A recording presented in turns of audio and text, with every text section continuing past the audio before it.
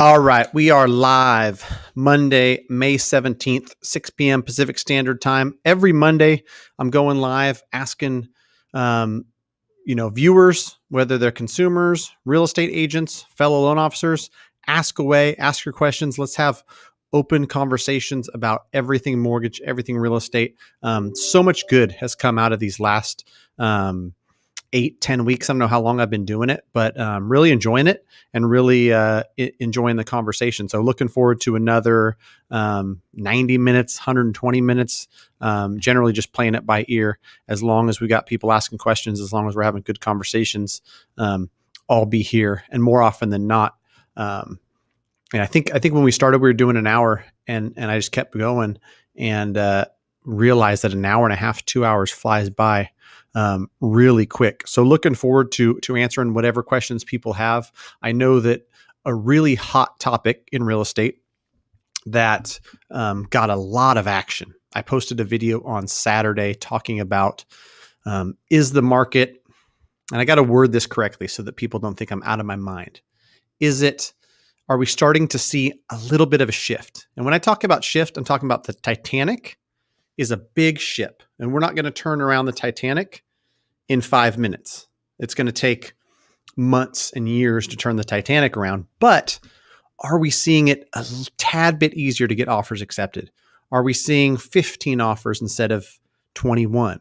Are we seeing, the junk houses that are overpriced and don't show well? Are we seeing them stay on the market for 28 days or 32 days versus selling under 10 days, even though they're overpriced and even though they've got a lot of deferred maintenance and they're really not very, I don't know what the right word is, ugly duckling, right?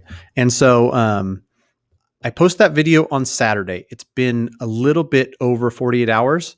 And I just looked before I jumped on here, something like 97 comments from people all over the country and really all over the globe, because there's some Canada, there's some Australia, people seeing similar stuff. Maybe there's a little bit more inventory coming on. Maybe it's getting a little bit easier. And by no stretch of the imagination am I saying that we went from a seller's market to now it's just a piece of cake. Buyers can call the shots, ask for some seller credits and things like that. But maybe, just maybe, this is the beginning of shifting away from the craziest market we have ever seen. Most anybody I talk to will say that. Real estate agent, mortgage broker, consumer, real estate investor. Wildest market we have ever seen. The lowest amount of inventory, the greatest amount of demand, all at once. This turns into a recipe for disaster. And so it's interesting to hear from people all over that are saying, yeah, you know what? My market, I think there's a little bit more inventory. And I'm seeing stuff that I didn't see before. The stuff that was going in 24 to 48 hours is now taking 7 days to sell. The stuff that was selling in under 2 weeks, even though it was an ugly duckling and not priced very well, I see some of those that have been on the market for 30 days now. So I don't know. We'll see. We'll see if it's a sign of things to come or if it's just my imagination. I don't think it's my imagination because I'm hearing it from all kinds of folks. My buddy Jeb Smith just put out a video. I only had time to watch half of it. He's down in Southern California, and he's seeing similar stuff. He talks to hundreds of people, just like I do. As a real estate agent, he's talking to tons of people. As a mortgage broker, I'm talking to tons of people. And generally, before the stats hit paper, the professionals working in the market are going to feel it, see it, and have an intuition for what is to come. So anyway, that's your inside the belly of the beast prediction. My buddy Mike Zuber is talking about inventory doubling before the end of July. That is 10 weeks away. So it's going to be drastic, Zuber, if it happens. We're a little bit over 1 million nationwide homes listed for sale. So he's predicting 2 million by the end of July. That would certainly be helpful.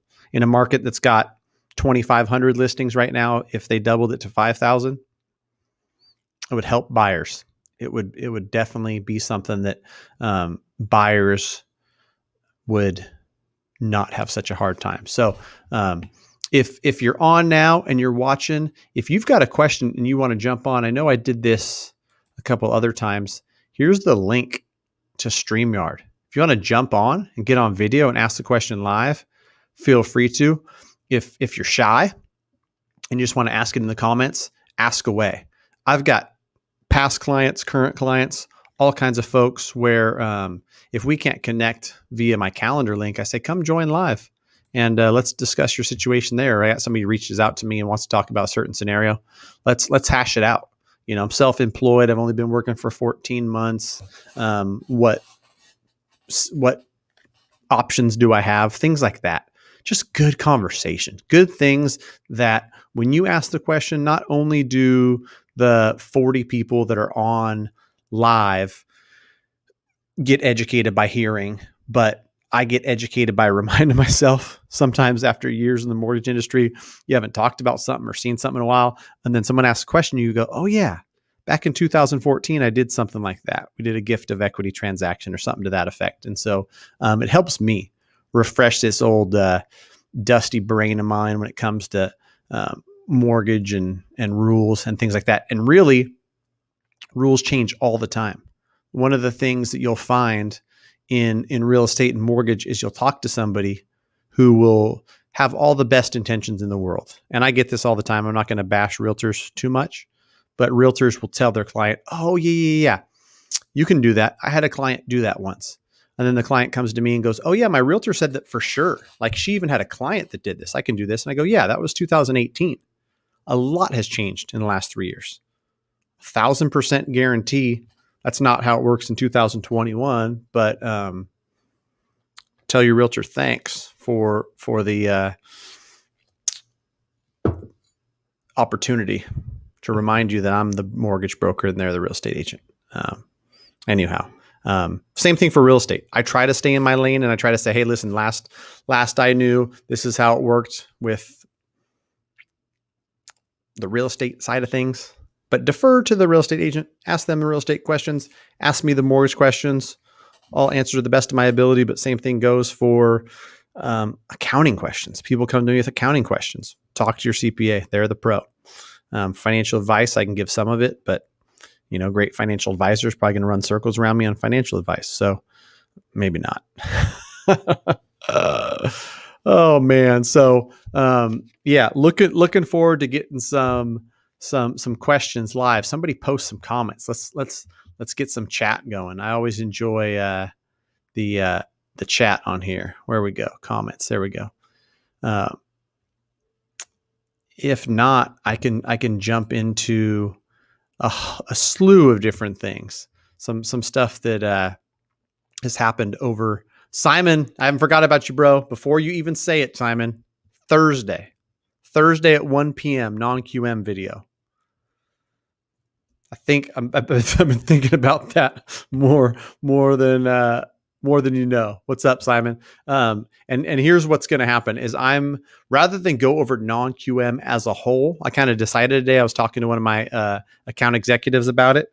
I'm going to talk about 2 different loan products. And folks that don't know what non-QM, non-qualified mortgage is, it's not conventional conforming financing. It's not hard money. It kind of lands in between. There's 2 popular loans that I've done a ton of. Debt service coverage ratio. It's an investor loan where as long as the property is going to rent for more than the principal, interest, tax, and insurance, your payment, then the debt service coverage ratio is really one of the few factors they look at is loan to value, how much you're putting down, your credit score, and that debt service coverage ratio. And if it's more than 1, meaning payments $1,500 and you're getting $1,600 in rents, good to go. That's one loan. I'll talk about it. I'll talk about like the rate range and how much you got to put down, all that other stuff. And then I'll talk about bank statement loans because those are super common. And really through talking to my account executive about some of these products they have and how competitive they are, it's going to be a product that a lot of people are going to want and a lot of people are going to be using more than likely in the next few years because when you can't get conventional financing, hard money, private money, all that other stuff is really cost prohibitive, expensive. And so if you can get 4.5% or 5%, some of these products, I was talking to the account executive from one of these companies from Athos about Athos and Home Express are a couple of companies, and Velocity. Those three companies do great non-QM stuff. There's, they go down to the threes. And so somebody who's self-employed or doesn't show income for whatever reason, these products are great for them. And if you can get, interest rates in the threes and fours with no income verification, that's good stuff. What's up, T? You found me live. I should probably let folks know now. Next week, my 13-year wedding anniversary, I'm going live. I don't want to break the Monday live streak, but I'm going to do it at 3 p.m. Pacific Standard Time so that I can take my lovely wife to dinner. She's put up with me for 16 years, been married to me for 13. She deserves good steak dinner. So next week, 3 p.m., and we'll see. Maybe there's some folks on the East Coast that find 3 p.m. better. When I did the poll, overwhelmingly 6 p.m. Pacific Standard Time was the jam, and so I'm thinking I'll stick with that. But for next week, May 24th, my wedding anniversary, we're gonna do 3 o'clock. All right, T. Have I noticed any changes in the housing market in your area? For anybody who doesn't know, I'm in Northern California. I'm in Sacramento. And so really it's like Sac County, Placer County, El Dorado County, Yolo County, me and the surrounding counties. I have noticed without really looking at data that this past weekend and the weekend before, more offers for buyers got accepted than usual. And I said it in a video that I made on Saturday where it could be so many different things. Agents are getting better at writing stronger offers. Buyers are more willing to write $40,000 above ask and waive the appraisal contingency because they've missed out on things. Or it could just be things are getting a little bit softer. And by a little bit softer, I tried to give an analogy that like we're driving 110 miles an hour and it's absolutely a crazy, crazy real estate market. I understand that. I'm not saying that we're driving in reverse. I'm not even saying that we hit the brakes and we're driving 20. I'm saying we might have gone from 110 to 95. We might have gone from the nice places getting 15 and 20 offers to getting 12, to getting 9. And some of the junky stuff staying on the market for 30 days instead of 12. And some of the nice stuff, instead of going into contracts within 24 to 48 hours, 5 or 6 days. I feel it. And like I said earlier, Jeb Smith down south, great real estate agent who talks to a ton of people, feeling it. 97 comments on that video, feeling it. Different markets, slight little change, but the Titanic it turns slow. So 1 degree of our turn, you might. You might be seeing some inventory coming. You might be seeing the tides are turning. So yes, T, buyers have a chance. I'm not saying it's easy, and I'm not saying you're going to go out and offer $385 on something that's listed for $400. You're still going to have to offer $440. But last week you had to offer $450, and you had to give them your firstborn. So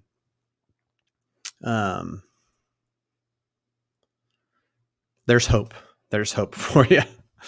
And let's see some more inventory. I'm hoping for more inventory in the next few months. That's going to really, really have buyers in a better position. So, Mail Cold, thanks for joining. One of the regulars, I appreciate you. When calculating DTI, well, I need a letter explaining this monthly input. I think when you're talking about your income, probably. For reference, this monthly amount is separate from what I make as a longtime W-2 employee. So tell me what income you're referring to, because you've got your longtime W-2 income? And is it separate from the same company, or is it separate from another business venture? Or what is it? Because depending on, it could be 1,000 different things. Underwriters are going to look at it differently. If it's a completely different job, some folks are like, oh, I've worked this job for 5 years and this job for a year.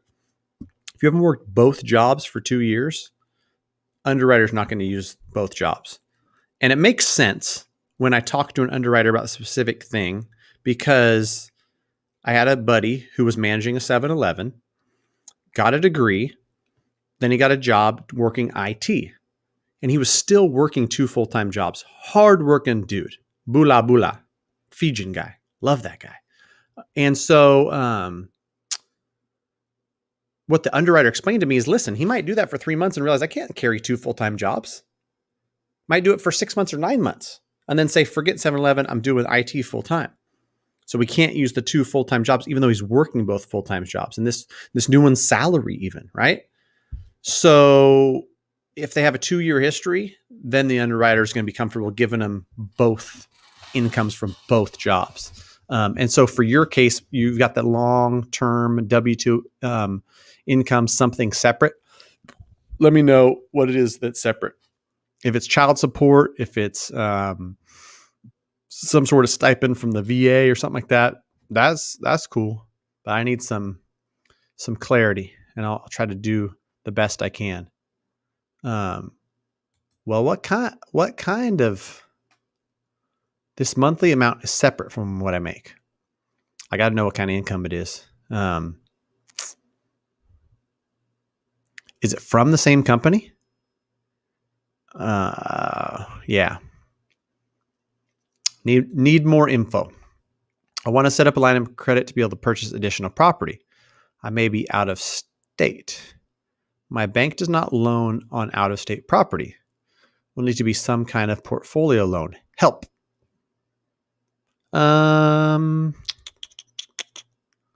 If you get a line of credit and you've got great credit and you're able to get $100,000 or whatever it is, usually you can use the line of credit for whatever you want. If you don't qualify for conventional financing, then, like you said, you need a portfolio loan. I would find a lender in that state, because generally, the conforming loans, the non-QM loans, whatever it is, for me, I can only lend in California. If you're telling me you want to buy something in Alabama, I'm going to connect you with an Alabama broker, and they can help you out with anything Alabama, whether it's portfolio loan, conventional loan, whatever it is. So your best bet, Mr. David Simpson, is this right here. greatmortgagebroker.com. 6 quick questions. You put the state you're looking for, connects you to a broker in my network that says, we're happy to help and we'll take good care of you. If not, Matt the Mortgage Guy is going to stop sending us referrals. And they don't want that. I just got the clear to close. Congrats. Closing 60 days after I was pre-approved. Want to order carpet and put on my credit card. Don't do it. Wait till the loan is closed. Yes. Tell your lender, Matt the Mortgage Guy helped him out and told you do not do anything credit-wise, because they'll do a soft pull. They'll do a soft pull before they fund your loan, and they'll say, oh, what's this from Bex or whoever the heck it is that you ordered the carpet from. Do whatever you want with cash. Do whatever you want with your funds in your bank account, but don't do anything with new credit.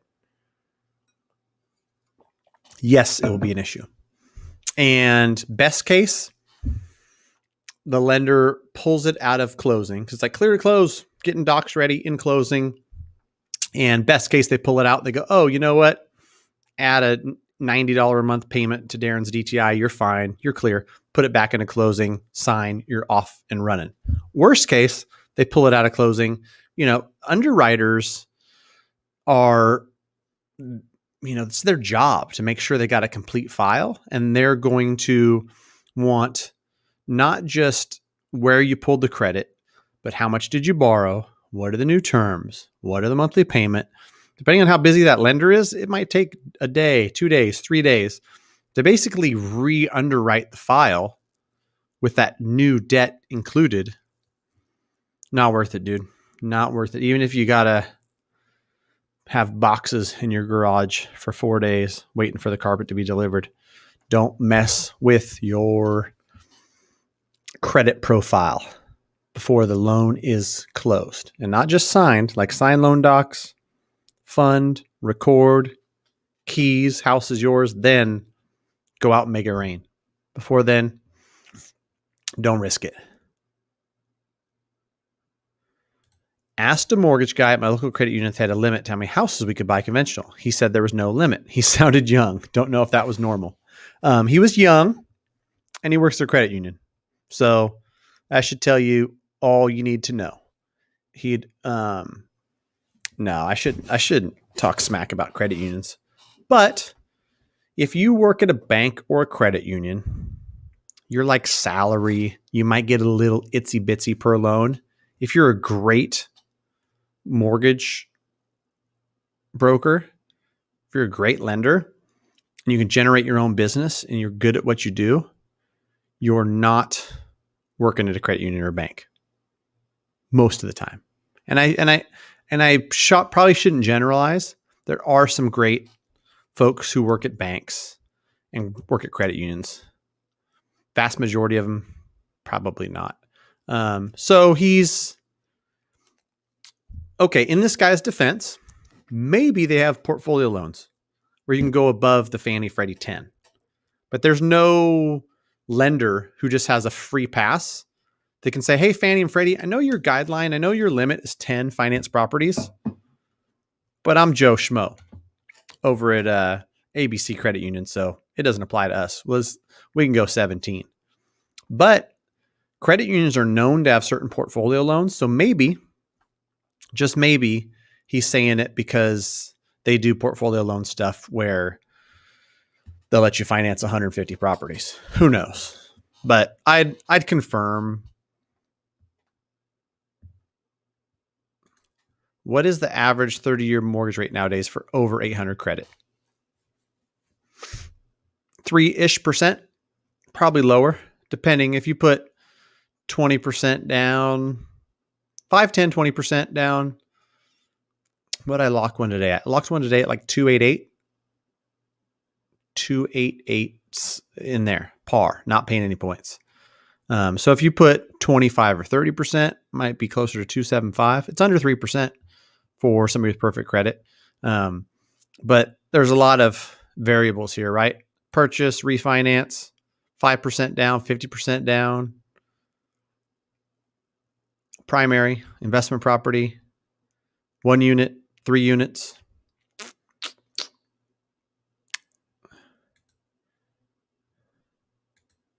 It's a mortgage broker I'm looking for. Oh, okay. You got it? You got it? Greatmortgagebroker.com. I think you got it, David. Right here. I wonder how I could there it is. Greatmortgagebroker.com.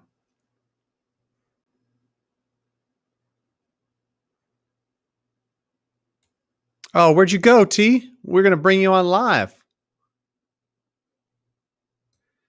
Do you think if a homeowner is losing money in the stock market, they will pivot to selling their house? This is an amazing question.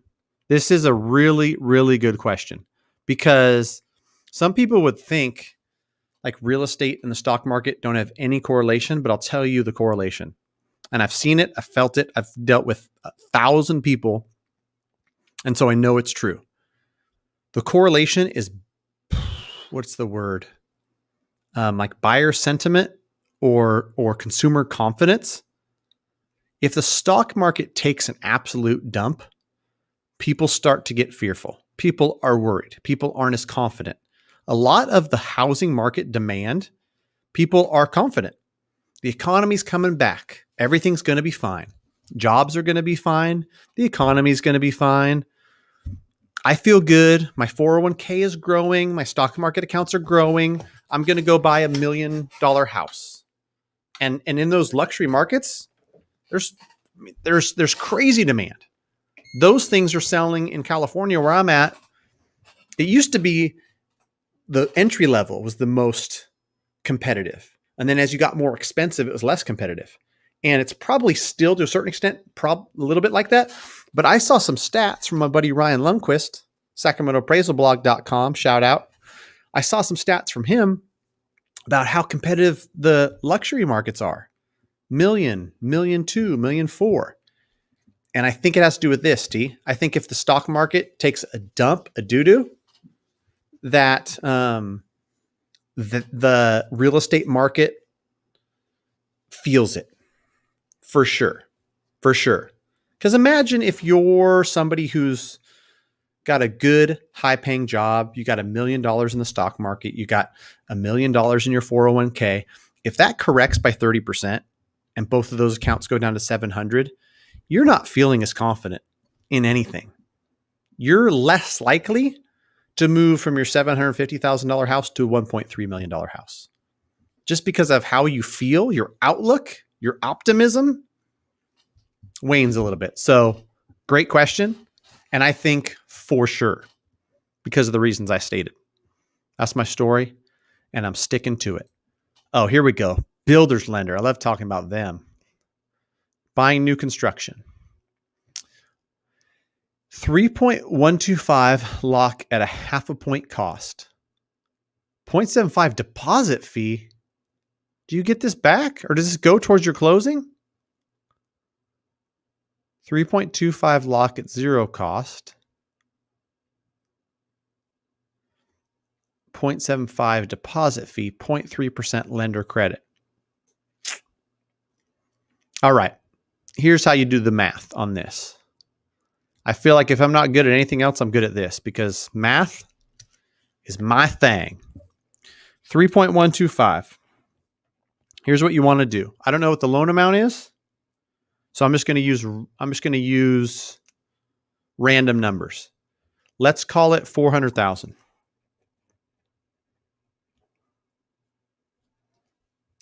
And at 400,000, I'm gonna make this official. I'm gonna pull some numbers. That 0.5 point cost is $2,000 in cost, right? And then 0.3 in lender credit is $1,200 in credit. So you can have $1,200 in credit at 3.25, or you can pay $2,000 at 3.125.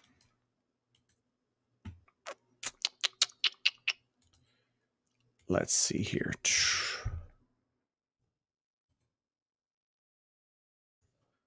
400. I'm doing something right now because it's going to be real numbers. And if your loan amount is different than 400, then these numbers are going to be different. Let me make sure.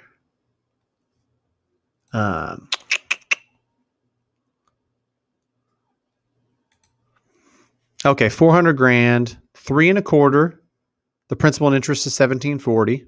3.125. The principal interest is 1,713. $27 difference. $3,200 spread and $27 difference in payment. 3,200 divided by 27. 118 months, a 10-year break even. You know what that tells me? Take the 3.25. You're not going to be in that loan for 10 years. Take the $1,200 credit versus the $2,000 cost, especially today's dollars. 3,200 more of today's dollars is worth way more than $27 a month for however long you're in this loan, which I bet, I'm not a betting man, is less than 10 years. You're not going to be in this loan long enough to make up that $3,200 difference. Like I said, I'm not good at a lot of things in life. This I think I'm good at. And this is a clear 3.25 B. You guys see that TikTok? B, B, B, B, B, B, B, B, B.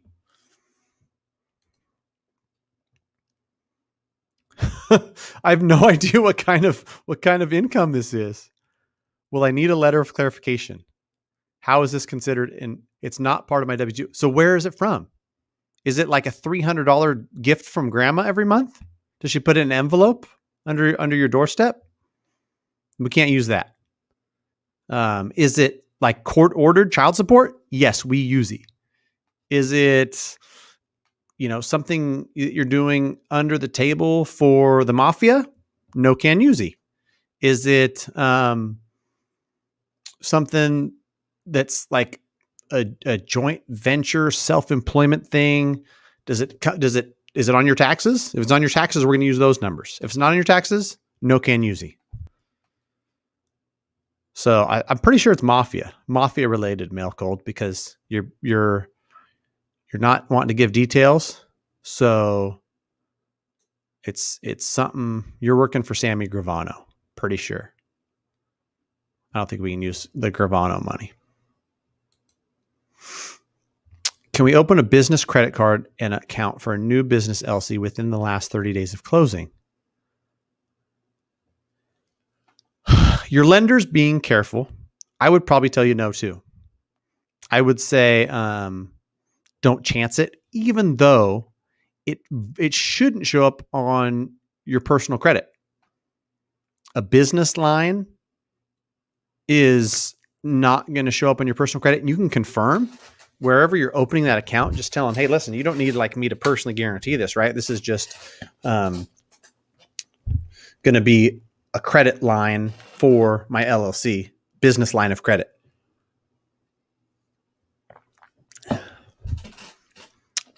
Unless you really, really need it. Sometimes it's like, better safe than sorry though, right?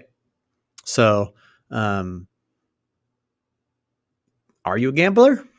Gamble up. It shouldn't show up on your personal credit. It shouldn't matter. Just don't have anything that's going to the lender, like a $42,000 deposit. And then you got to turn in those bank statements for your down payment. Then be like, where did this come from? Then you've got a bag of worms. It's dirty. What has been your experience working with travel nurses?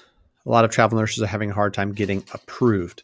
Well, they're like contracts, right? And so those are going to be looked at just like any other variable income, where you're going to, it's going to depend on your history. You got big gaps in employment. You got 2019 you made 100 grand, and then 2020 you made 72. Lenders are going to have an issue with that 28% decline in income. Year to date you've made less. So it's tough. It's variable income. It's tough in the same regard that self-employed income is hard, but it's not impossible. So hopefully you got consistent work, and then you shouldn't have too hard of a time. Have you heard of wholesaling? Do you think it's too risky for a layperson to get started doing this and flip it to a cash buyer? I don't think wholesaling comes with a lot of risk. I think that it's not as easy as some people will make it out to be. And for anybody who doesn't know what wholesaling is, you find a distressed buyer, you find a distressed seller, you find someone who's going to sell you a home at a discount. And then once you find that home, you get it into contract with the ability to assign it to somebody else. So you find a home that it needs $30,000 in work, and once it's got that $30,000 in work, it's going to sell for $160,000. This distressed seller can't do the work. They want out, and they tell you, we'll sell it to you for $65,000. So you get in contract for $65,000. Here's what you need, Christy. As a new wholesaler, you need a list of buyers. You need to know people in your market that are willing to buy it, right? And so if you know 40 flippers from a real estate group that you're part of in your market, then easy, right? You bring them this deal, you present it at one of these weekly meetups, and you say, I've got this deal in contract for 75 grand because you bought it at 65. You're going to make a spread. You're going to make 5 grand, 10 grand. And you show them the after repair value. You can sell this thing for 160. It needs 30 grand in work. So you can buy it for 75, 30 grand in work, some holding costs, and you're going to make $40,000 on this flip.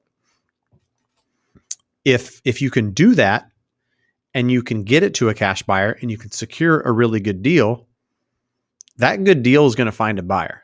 1, you got to be able to find the good deal. 2, you got to have buyers to present it to. And so I've seen it done with, a lay person who knows how to negotiate, and a lay person doesn't mind getting out there and talking to sellers and finding these sellers. Nate and Jess, welcome back. A couple of my favorites. You guys are like my sidekicks. If I can't answer a question, I just push it over to Nate and Jess, and they've got the answers. Investment loan with 20% down. My first answer before I even look it up is 25% is going to be much better. Nate and Jess. I'm typing in some pricing. Let's do 400,000. Let's do 20% down. It's going to be about a point higher in cost than 25% down. That's my guesstimations. All right. Investment property purchase. Great credit. I know you got great credit just because of how you carry yourself.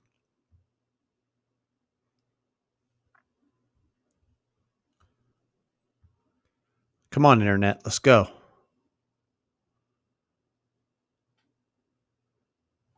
Oh, man. The page is unresponsive. All right. Well, we're waiting on the pricer. I'm going to guess. That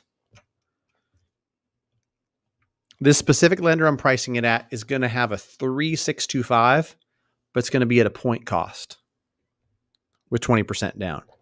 And I bet you can get the same 3,625 without a point if you put 25% down. Those are my guesses. And so we'll see. We'll see how close I am. Waiting for that pricer. It's spinning, loading. It's like AOL dial-up over there at that lender. All right, exit page. Oh, snap. Something went wrong. You guys aren't experiencing any like delays or anything on the live, are you? Coming through loud and clear? All right. Glad you got that, Dave. I'll get back to you, Nate, on that pricing stuff. Don't want to hold everybody up while I'm waiting on the interwebs. GreatMortgageBroker.com. Yeah, like 6 questions, David. Once you fill that out with a state, you should get an auto response, and you should have somebody calling you within 24 hours. See how they can help you with whatever your lending needs are, whatever state you're in. Wells Fargo suspended my HELOC when I entered forbearance. Will be reinstated once I'm out of forbearance. Oh man! So you've seen my video where I think that like the velocity of banking is just, it's not a sham, but like somebody made a comment today on that video where they're like, I paid my loan off in 3 years and I would have paid 96,000 in interest. I only paid 2,600 because of the HELOC, not because of the HELOC. You dummy! You paid less interest because you paid it off in 3 years. Of course, amortized over 30 years, you paid 96,000. If you made extra payments and paid off your mortgage in 3 years, you would save a ton of interest too. So I like your jokes. I like those jokes. That's a good question. I would think, I mean, they've kind of got the right to do whatever the heck they want. They're the big bank. So you might have to call them and say, hey, once I get out of forbearance, can you guys unsuspend this bad boy?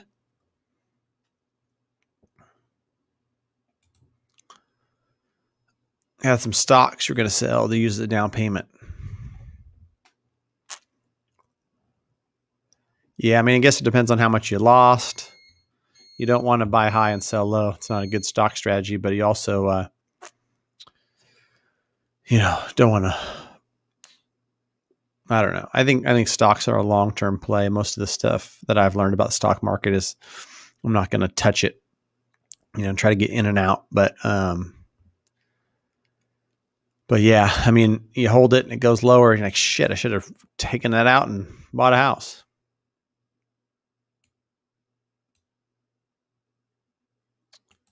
I'm not sure if a home equity fixed interest loan can be suspended. Maybe they just suspend it in that, like, you're still making payments, but you can't draw from it anymore. That's what I'm guessing. I'm guessing they just said you can't draw while you're in forbearance. They just don't feel good about somebody who's like, hey, I can't pay my mortgage payments right now. Give me an extra 20 grand off that HELOC. That it makes sense that the bank would suspend that. T, appreciate you. Appreciate everybody who's joining. This stuff is fun. Pogimoto, supply increase. That's the word on the streets. That is the word on the streets. I'm feeling it in my market. A lot of people are feeling their market. Thank you, Nate and Jess. My computer's working now. This is how close I was. 3.625, 20% down, cost you 1.1 points. And let's put 75% loan to value. Let's put 25% down. See how close I was there. If it's no cost, man, oh shoot, it's even better. See, it's so much better. 3.625 was a point cost, 20% down. It's like a third of a point credit with 25% down. The no point, like par interest rate for 25% down is 3.485. So if you got that extra 5% all day, 25%. And for anybody who just joined is like, what the heck are you talking about? Investment property loan with 20% down. That's what we're looking up. The pricer was acting funky on me, but it's 3.625 was a point cost with 20% down. You put 25% down, you get a 3.48 at par. Mucho better. Way better. Obviously, it's going to vary by where you go. You go to a direct lender or a bank. I don't even know if banks are even doing investment property loans. Chase wasn't even doing them last time I talked to somebody. But anyway, that's I would hope math is your thing. If you ever hear a mortgage guy say, I suck at math, you should run. True story, Darren. But I like to think my math is like next level. There's plenty of mortgage folks that can do simple math and they get by. They do all right. I get up on my whiteboard and fucking Goodwill Hunting, bro. They say deposit fee, they're going to credit with both options. And thank you so much. You're amazing. Very close. I could feel it. It just felt like a $400,000 loan. So yeah, 3.25 on your scenario. Again, for anybody else who's like, what the heck is he talking about? We're looking at 3 1/8 at a half a point cost versus 3.25 with 0.3 lender credit. These things are really easy to analyze because it's just a math equation. At 3 1/8 versus 3.25 is a $27 difference, and $27 difference on a monthly payment and $3,200 difference on cost. So you wouldn't pay $3,200 in today's dollars, 2021 dollars, to save $27 a month. You just wouldn't. It's a 118 month break even. And one, you're not going to stay in the loan for that long. Two, 10 years from now, what do you think $27 is going to buy? A gallon of gas? A pint of milk? At our current inflation rates, if this stuff sticks, if it's not transitory, like my boy Jerome Powell says, then not very much in 10 years. What are we up to, Nate, on the likes? Let me see. Let me pull this up on this other screen.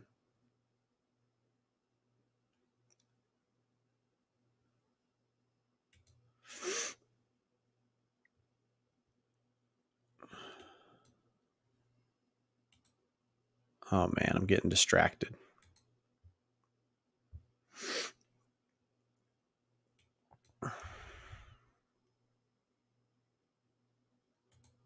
All right, I got one approved for 15 units. So that's a commercial loan right there. 3.45, no points. I mean, that's a really good looking commercial loan for a 15 unit.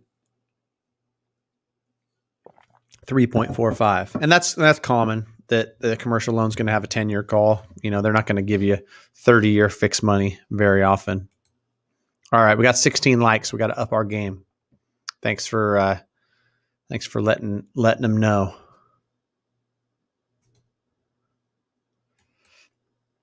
Donating plasma.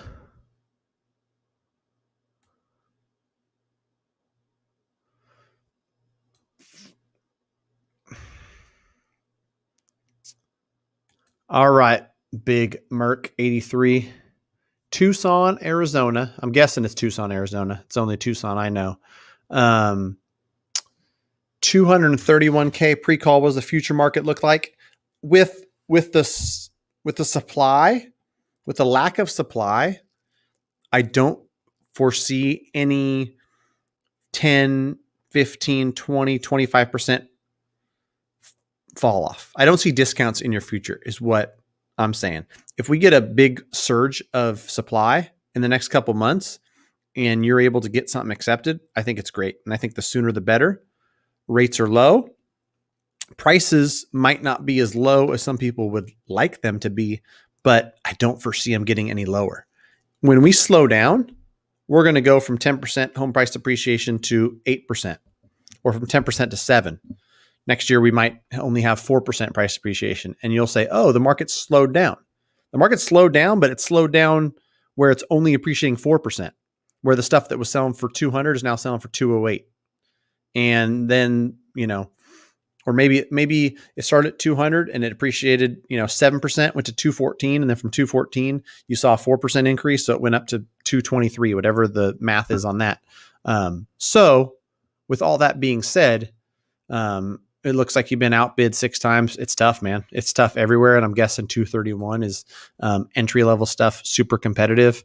Get with a great realtor, get with a great lender, figure out what the heck you got to do to compete. I've actually got a video coming out at tomorrow, 1:00, getting your offer accepted on a house. That's the title of it. And it's going to be the 4 things. I'm looking up my whiteboard. The 4 most important things. Sneak preview for the people that are watching it live. Great realtor and lender. Address an appraisal gap because that's important to sellers. Your contingency periods, inspection, appraisal, loan contingency. If you can shorten them, if you can remove them, that's important. And then the seller's net, how much money the seller is going to get at the end of the day. Those are the 4 things that are very important. I go into it in detail tomorrow, 1:00. Video's already edited. It's ready to roll. Check it out. I think it's helpful. So yeah, that's my best advice, and good luck to you, man. It's hard. It's certainly not easy. All right. Refinance rate right now. What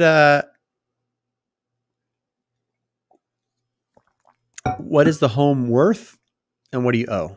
Give me those things. I'll give you some pricing, because it's a lot different if you're refinancing $250,000 and your home is worth $700, or if you're refinancing $350 and your house is worth $400. Give me a little bit more deets and I'll just look it up. I'll give you real-time pricing. Redfin and Zillow, I mean, they're going to be in the ballpark. Talk to a really good mortgage broker. They'll give you an honest answer because they don't want to have you pay for an appraisal, put you through the process if it's not going to be enough to remove PMI. But depending on, your score is 740. I bet, depending on what your current terms are, it might still make sense, even if it comes back at 85% loan to value. You can either reduce the MI to very little, or you can do something like lender paid MI, where instead of a 2.9, you take a 3.05, but no MI. It's kind of like it's baked in the mortgage insurance. And so if you're sitting in a 3.875 with MI, even if like the worst case scenario is 85% loan to value, the best case scenario is you've got 80%, so you can remove MI, it might be worth submitting it. And really on a lot of refinance scenarios, I try to be as straightforward with people as possible and say, here's 2 different scenarios. Here's best case and worst case. Worst case, it comes in at this. We do lender paid mortgage insurance where you don't pay mortgage insurance. It's baked in 3.05. Best case, it comes in at this value and it's 80%. So there's no mortgage insurance. And then we got a 2.9 for you. It's going to remove the MI, go from 3.875 to 2.9. That's what you got to kind of find out. You got to talk to someone who you like and trust, who's going to give you honest advice, because last thing I want to do is disappoint somebody and have somebody say, oh, I talked to Matt, promised me the world, and then he delivered a big steaming pile of poop. Would rather under promise, over deliver. Find somebody like that.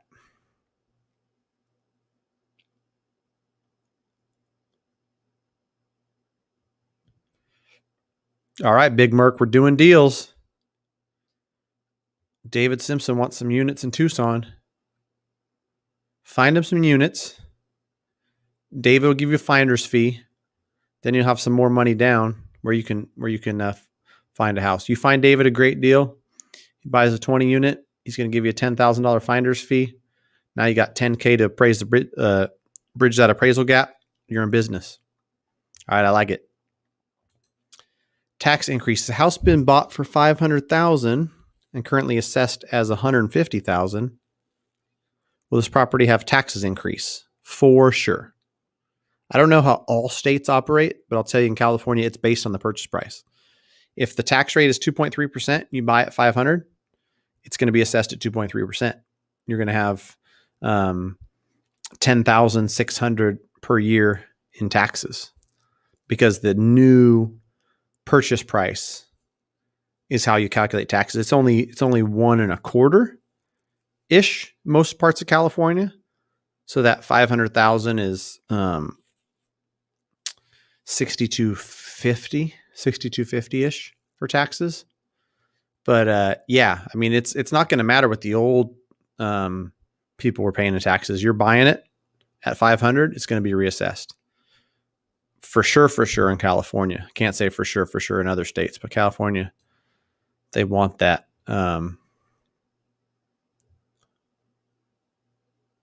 All right, no delays. Everything's good. I guess it was just the lender's pricer. People are pricing. It's a busy time for lenders, so intrawebs were slow. Yeah, 25%. I don't like putting a bunch of cash into deals either. So I get it, but man, those terms, it's considerably different, right? And so most investors I work with are doing the 25% because it's so much better with the terms on investment properties. On primary, the difference between 20 and 25%, there is a difference with rate, but it's not as significant as investment property stuff. Investment property stuff is more significant, which reminds me, I never made a video on this. I never talked about this before, but something really interesting I heard. I heard the president of a mortgage company on a Association of Mortgage Professionals meeting that happens once a month talk about something really interesting. The investment loans and all the stuff we've seen where the pricing has increased, some of the guidelines have become a little bit tougher because of Fannie and Freddie saying they're only going to take 7% investor in second homes. Those loans are the best performing loans out there. Like those loans just perform. People pay those loans. The default rate is super small, as you would imagine. Someone puts 25% down, they're generally not going to default. They charge a higher rate. They perform better. And so these loans, the explanation he had was they subsidize conforming loans, where if they start doing less of these that are charging a higher rate, making more money and performing really well, the rates on primary stuff are going to go up because the investment stuff that's making more money is subsidizing the primary, if that makes sense, right? They're taking some money from here and be like, all right, we can offer some better pricing on primaries because we're making it here. If we're making less here because we're writing less of these, we're going to have to increase the primary home rate a little bit. I don't know. I thought it was interesting. A president and CEO of a big direct lender in California. So smart dude. I believe what he's saying. Best place to start shopping for a 30-year fixed here in Utah. I can give you A great broker. So great. Greatmortgagebroker.com. If anyone's been here, they've seen it. It's super easy. You press get started now. It's my smiling face. It takes you to a type form, a video where I'm like, you're here because you want to be connected with a great broker who you like and trust. Trust me, if I'm referring you to them, they better do right by you or they're going to get it from me. What state are you looking to get a loan in? Would you like us to connect you with a trusted real estate agent? Whether you need an agent referral or you press yes or no. What's your first name? What's your last name? It's not letting me scroll. Oh, there we go. Phone number and email address. And that's it. Submit. Connected. You get an auto response. You get a call within 24 hours. Somebody who's licensed in Utah will reach out to you. Oh, donating plasma is the secret income source. Could be. All right. Same. Greatmortgagebroker.com. Boston, Massachusetts. You'll be hooked up.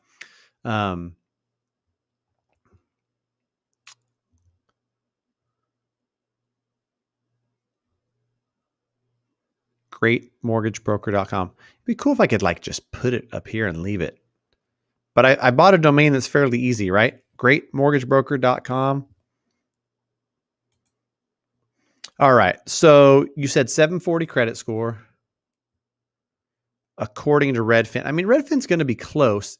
On refinances, sometimes it's going to come in a little bit shorter than purchase for whatever reason. It just seems like appraisers are more conservative.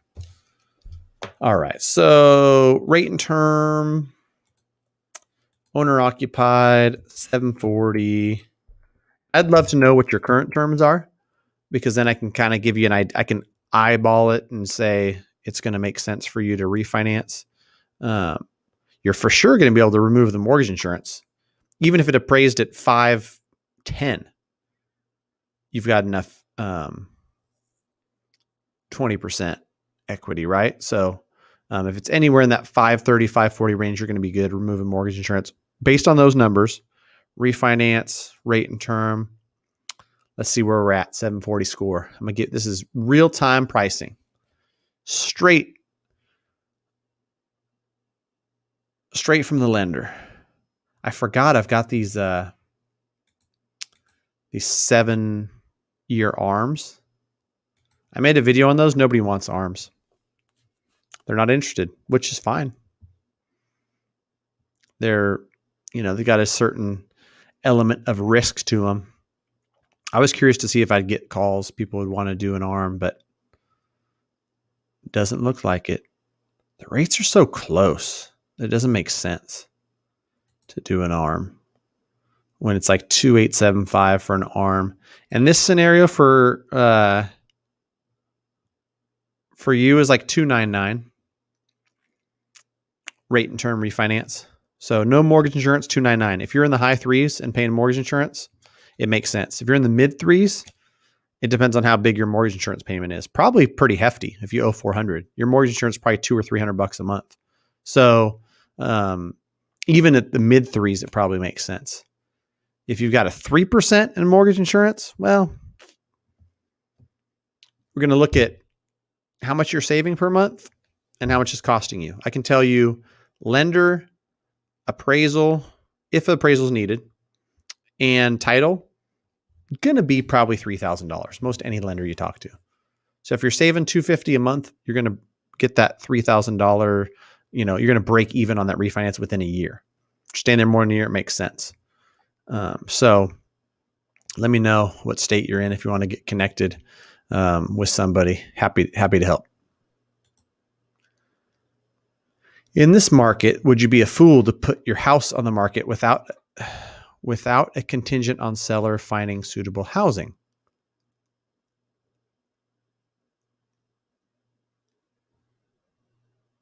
Oh, like you're going to sell your house, but it's not contingent on you finding a replacement property?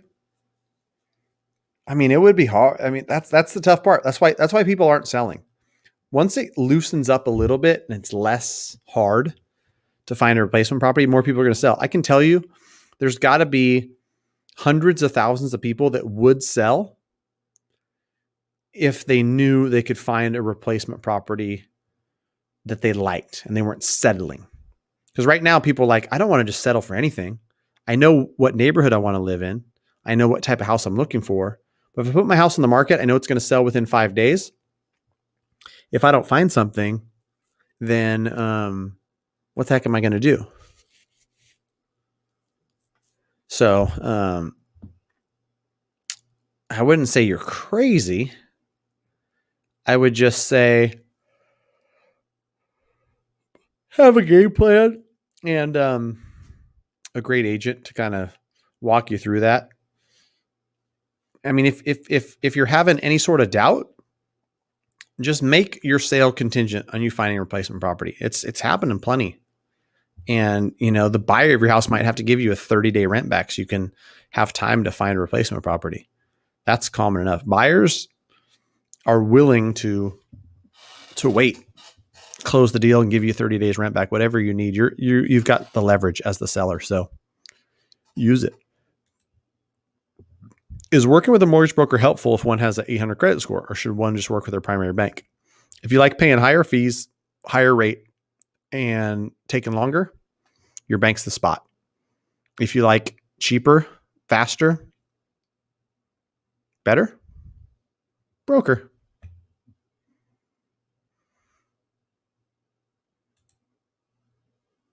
All right, Dave's in. You heard it. What was my buddy's name in Tucson, Arizona? It was Meek. Oh, Big Merc. All right, Big Merc. Find David something in Tucson. You get the finder's fee. He gets the property.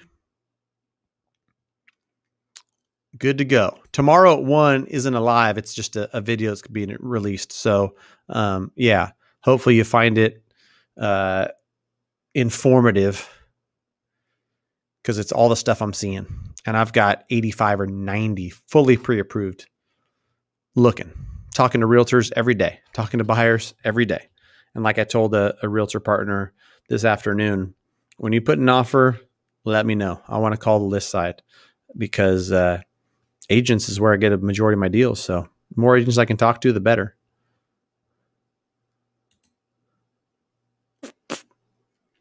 Yeah. So 375 with conventional. Oh, it's going to make sense to refinance. And most anybody who's any good, I'm going to take your current and what I can show you on a refi and just show you, hey, this thing pays for itself within 10 months. It makes sense. Let's go. So greatmortgagebroker.com, or shoot me an email, Matt, M-A-T-T, at mattthemortgageguy.com. Go to greatmortgagebroker.com. It's going to take you to the same person. That's going to be direct, faster. I owe $81,000 at 4.25. Is it worth a refi? Well, let's do some math. Math on my paper. Let's call it 3%. You save 1.25 on the rate, and actually, you probably don't get a 3% because the lower loan amounts, lenders don't want them. Sorry, it's the truth. So they charge more for them. Like under 125,000, lenders just charge a premium. So let's call it 3.25. Make the math easier too. 1% in rate on 81,000 is going to save you $800 a year. So let's call that $800 a year, $67 a month. Save $67 a month. And like I was talking about earlier, where you've got lender, you got appraisal, you got title, those 3 buckets of fees, $3,000. It's the same whether you got an $81,000 loan or a $550,000 loan. Maybe the title fees are a little bit less for a smaller loan, but for all intents and purposes, a lot of those things are flat fees. And so in your shoes, I probably say no. take extra payments and pay it towards that $81,000 and pay it off sooner. That's how you save interest. I wouldn't do it. I just think that it's, that small of a loan amount. If you were above 5%, let's look at a refinance. 4.25% to save 1% on that small of a loan amount, probably not worth it. If you were going to say, go to a 15-year, 2.5%, you've been paying on this thing for 6 years, and it's going to be the same payment, but it's going to have you pay out off in 15 instead of 24 years. Maybe that makes sense. But another 30-year loan, probably leave it alone. All right, Brooks. I just got out of college. Looking to get in the industry. I'm currently studying for a California real estate exam. Do you have advice for getting my lending license? Lending license is easy. The hard part is getting business. And the best way to get business is to add value. So do whatever you can to be of value to as many people as possible, including the clients you serve, the real estate agents, the financial advisors, the CPAs, anybody who you come in contact with who can be a referral partner and send business your way. Provide as much value as you can, and the business will come. And when the business comes, knock it out of the park. So much so that every single person that you do business with wants to refer you their mom, their cousin, their sister, their neighbor, and all the friends at their gym. And then knock it out of the park for all those people. All those people will want to refer their cousin, their grandma, and their neighbors. And then you knock it out of the park for all of them. And before you know it, you got a few thousand people you've done business with who send you referrals on a consistent basis. They themselves don't stay in their mortgages for more than 3 to 5 years. That's just how people do it. They sell, they move, they refinance, they need cash out to send kids to college. They need cash out to do a new roof and upgrade a bathroom. The refinances that are going on right now are people that, like we talked about earlier, are like, it's too hard to move. I don't want to sell and not be able to find a replacement property. I love this house. I just need another bathroom. Or I love this house. I just need a bigger family room. And so if I do a cash out refinance and can still have a sub 3% interest rate, my payment only goes up $175, and I can do, this bathroom remodel. That's what's going on. I might have got off track there. I don't even know where that started, but best of luck to you, Brooks. I mean, I think taking as much as you can from as many people as you can, as far as lending goes, as far as getting good advice. Sorry, I was waving at the cleaning lady. I locked my door. She wanted to come get the garbage. Nice gal. Man, so you guys see how easily I get distracted? Just like squirrel. Brooks, it's an amazing, amazing industry to be in. And I think, like I've told some people who have come to me who are in my market or around my market, get around great people and do what they're doing. That's all I did when I got started.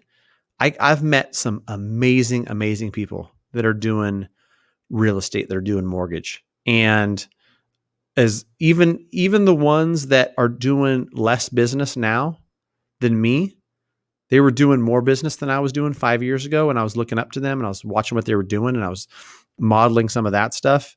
I started making YouTube videos once a week as training for myself. If I got the same question 3 times, this must be something people are interested in. I'm going to make a video on it. But making a video, I've got to study for 45 minutes. So I don't look like a complete idiot. And that 45 minutes ingrained it in my head. And then I spoke about it on camera. If I went back, I've probably forgot some of that stuff by now. But regardless of nobody watched that, and for all intents and purposes, nobody did watch it. Literally, for 5 years, I made a weekly YouTube video. It got 31 views, 48 views, 62 views. Nobody. I wasn't trying to hack the YouTube algorithm. I wasn't trying to have people call and send me business. I was training myself. I was getting better. I was adding value. So that's the best advice, Brooks. And then get around people that are doing it right. I've got in my little team a group that truly believes, like I believe, do the right thing always. Not the most cost-effective thing, not the easiest thing. Do the right thing. That's how you win. The end. All right. Hopefully that was helpful. How is PMI calculated? Mine was a lot cheaper than I planned for. Good news, Nicole. PMI is based on your credit score, and it's based on how much you put down on conventional loans. It's a flat fee on FHA, but for conventional, 3%, 5%, 10%, 15%, it's all different buckets. 640, 680, 720, 740, 760, 780. And some lenders, even have their buckets up there. The more down, 15% is going to be lower MI than 5%. And the better your credit score, the lower your MI. It has gotten significantly cheaper in the last 3 years. And I tell people that.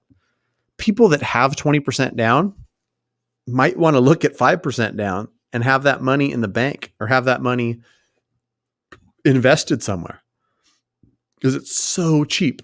So cheap. I'll tell you how cheap. I'll do it right now. Owner occupied. Purchase home. Let's do it 10% down. 10% down on great credit. And I'll tell you how cheap this mortgage insurance. This mortgage insurance was probably over $100 a few years ago.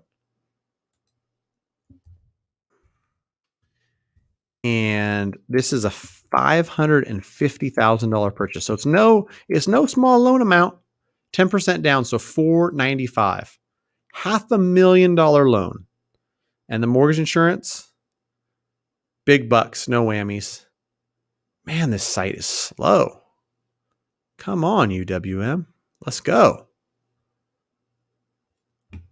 This big of a loan amount, I bet you it was $175 3 years ago. And now, today, dun, dun, dun. Conforming, conventional, $70. $70 on a $500,000 loan. Let me give you some smaller one, right? Let's go $350,000 purchase. $350,000 purchase, $315,000 loan amount. Mortgage insurance on this one. It's a good surprise though, right, Nicole? You're expecting to pay more, comes in less.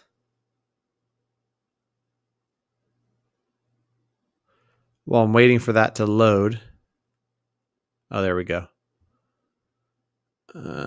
Monthly. Yeah, so the factor is 0.17. So it's $44 on a $315,000 loan. That makes you want to put 10% versus 20%, in my opinion. Save that extra $35,000. Rainy day, home repairs, invest in the market. Sorry, Dave Ramsey. I'm not a big fan of putting all that money down when you're getting 2.9% financing. $44 a month. And after 3 years, it's gone. I don't know. That's just me, though. All right, Lipsa. Good to see you back. Appreciate you joining us once again. Conventional loan, 20% down, 760 credit score. Can a lender penalize you for refinancing within 6 months after closing with them? They're going to penalize the person who wrote the loan because they're going to get clawback, whatever it's called, different stuff at different lenders, but basically they get penalized. They can't come after you. If you like the person and you say you're working with me, I'd be like, hey, Lips, you can refinance. They're gonna, and it depends if you go back to the same person to refinance, it's not that big of a deal because it's like they're gonna make money on the new deal, but then they're gonna get a clawback of whatever they made on the deal before. It's kind of like a break even thing. But if you do a loan with somebody, then 4 months later go do a deal with some online lender, then that lender's going to be penalized, claw back their commission. And if it happens a lot, it's really not a good look for that specific loan officer or the lender they're sending the deal to. But I guess it depends on who you did the deal with. If you did it with Quicken, go ahead and refinance it. Oh man, I can't help it.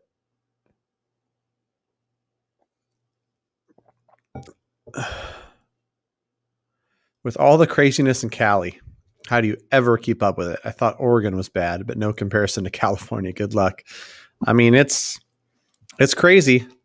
But I like the weather. I gotta, it's like trade-offs, right? Good weather. I'm in Sacramento, so I'm like 2 hours from the beach and 2 hours from Lake Tahoe. I like it. I don't like the taxes. And real estate's pretty crazy expensive, but besides that, it's all right. Good evening from Lakeland, Florida. It's 10 o'clock out in Lakeland. How's the market out in Lakeland, Kevin? Crazy? Flying off the market, flying off the shelves? I'm not familiar with where Lakeland is, but let us know how things are going there. Let us know if it's cooled like we've seen in some other markets. Yeah, $67 a month. Probably, yeah. A lot of hassle for a little bit of fruit. Agreed. I'm not under Fannie Mae or Freddie Mac, and you got 200 G's in equity. What should you do? Should I get into forbearance? Well, I guess it depends on what your situation is. If you have no plans, immediate plans to finance anything, like buy an investment property or do anything, then that's really the only negative about going into forbearance. It's not going to hurt your credit. They've said that. You're going to be able to save the money that would go to those mortgage payments. When you get out of forbearance, you're going to have plenty of options. You're going to be able to throw it on the back of the loan. You're going to be more than likely being able to modify and whatnot. But yeah, I guess it depends on your situation. If your hours have been cut and it's tough, then they've made it so easy that I don't blame folks for going into forbearance. I mean, let's say that your income went down a little bit. You could still probably make your payments if you really needed to, but you've got $25,000 in credit card debt. I would take forbearance for as long as I could. Take what I would pay to the mortgage and pay it off, pay my credit cards off, come out of forbearance, tack it on the back of the loan, and I'd be out of credit card debt. I mean, it's available. Why not?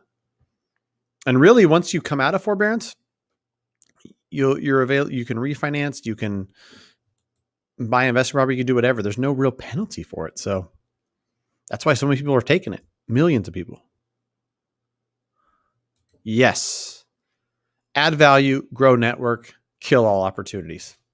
Piece of cake, Brooks. And really it's consistency and time. Like you do that over time, you crush. Most people can't handle the ramp up, right? Even if you're working your tail off like I was, you might do one loan your first month, one loan your second month, then two loans, then back to one, then you're three, then one, and you do four your seventh month. You're like, yes, I'm the man. I did four. But you're not going to start doing 10 loans your second month in business. If you do, call me up, move to California, join the team. But it just takes time. And then after a while, you got so much business, you don't even know what to do with yourself. That's the good life right there. You're right. Weather is nice in California. All right. Flash of light. Have to do FHA due to credit. Would you favor 15-year due to cheaper PMI and the lower interest rate? If I could stretch the budget and refi in a few years to 30-year conventional when eligible. It's not going to be that big of a difference where you're going to want to do the 15-year. Without even pricing it, I know the 15-year FHA is close to the 30. It's not a big difference in rate or PMI. It's just going to be lot bigger payment. And so if I was you, I'd rather take the 30-year. And if you have enough funds where you're like, I could take the $2,700 a month payment versus the $1,900 payment on the 30, throw that extra $800 towards the principal and pay it down to where when you refinance into conventional, you remove the mortgage insurance and you've got the equity. But I don't think the 15-year makes sense at all. I mean, even on conventional stuff, 3%, 2.9 on a 30, 2.5, 2.4 on a 15. I don't know. I think that the commitment to the higher payment, there's not enough spread for it to make it worthwhile. So I say 30. And game plan a little bit. FHA rates are smoking. At 670, you can probably get like a 2.375 or something FHA. Take the 2.75 that comes with $5,000 in credit, knowing that you're not going to be in that loan for more than a couple years. Because there's no reason to take the lowest rate possible when you know you're getting out of the thing. Take the higher rate that comes with the big credit. That's my hot advice there. Hot market in Tampa Bay area. Is that where you guys are at, Nate and Jess? You guys are in Tampa Bay, Florida? Congrats to your Bucks. I got a buddy who's a Bucks fan. Pretty cool. My builder made it difficult for me to change lenders. Oh, heck yeah, dude. Refinance them and tell them to go fly a kite. Call me up. Especially if they were being a pain. I mean, I'm a nice guy. And I'm nice to everybody. I like everybody. I'm just builders, lenders, not the lender. That's not their fault. And to be completely honest, I guess I understand where builders are coming from, where they're trying to keep all the stuff in-house, keep control of it. But when they force you to use their lender and their lender has a higher interest rate, and whatever they do, whether it's you're forced to use them to get on the waiting list, or they offer some sort of credit, but like that $2,500 credit might not be worth it if you're paying 0.5% higher than the market rate. You're paying an extra $150 a month or $200 a month. So, your family, your finances, do what's right for you. They can't come after you. They absolutely cannot come after the consumer. No way. And you're welcome.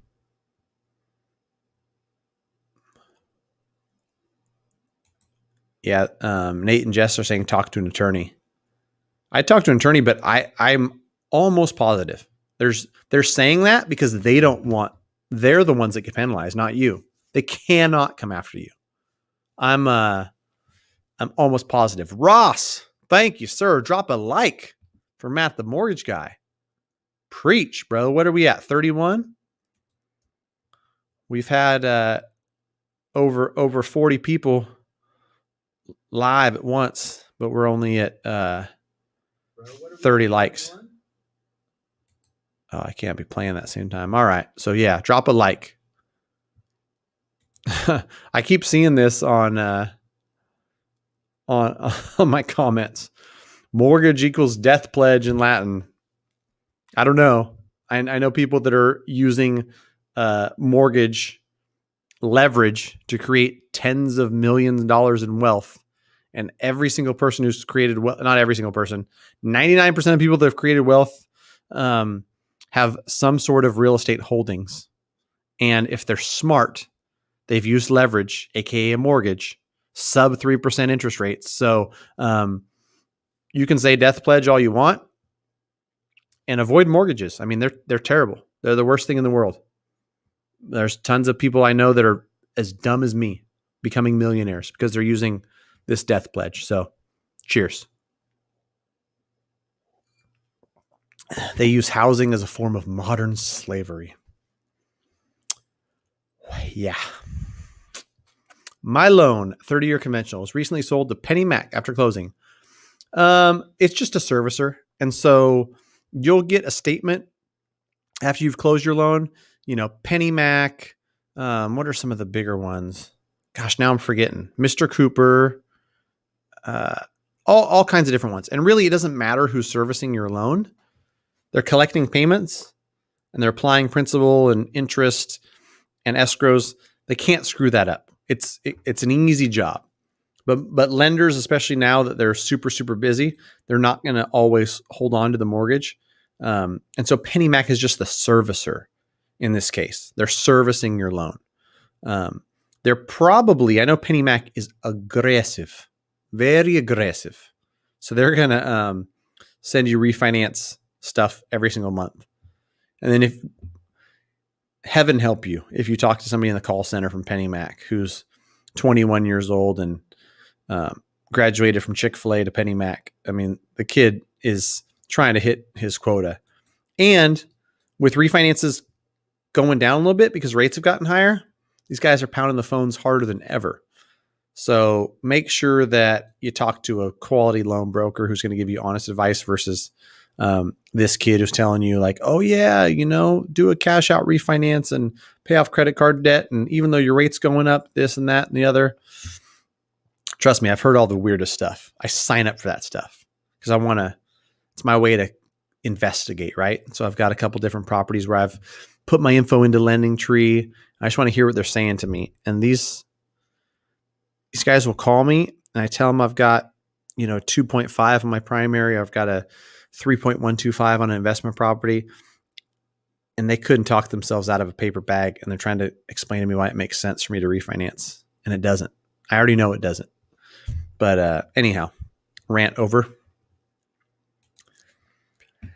They even reduced my credits from 8K to 7.6K, saying lender credit can accept only 7.6K.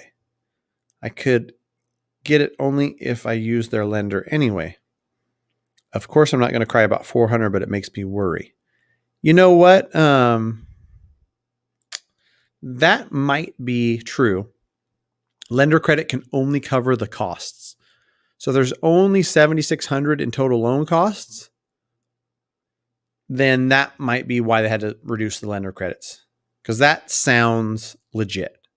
As much as you had a crappy experience with them and they were probably not the best, that would, if they were saying we're going to give you $8,000 credit for using our lender and they lowered it 7.6 thousand, it was probably that, lender, title, appraisal, setting up your escrow account, all that stuff, depending on the loan amount, was probably $7,600. And they said, we can't credit you more than your total cost because that credit can't go towards down payment. That makes sense. That might actually be legit.